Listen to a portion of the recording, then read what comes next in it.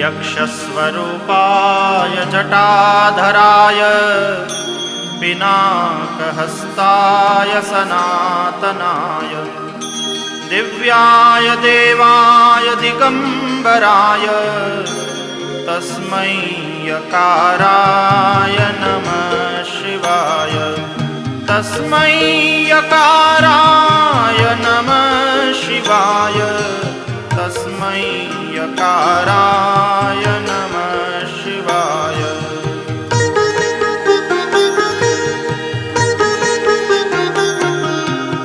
पंचाक्षरमिदं पुण्यं यः पठेत् शिवसन्निधौ शिवलोकमवाप्नोति शिवेन सह मोदते।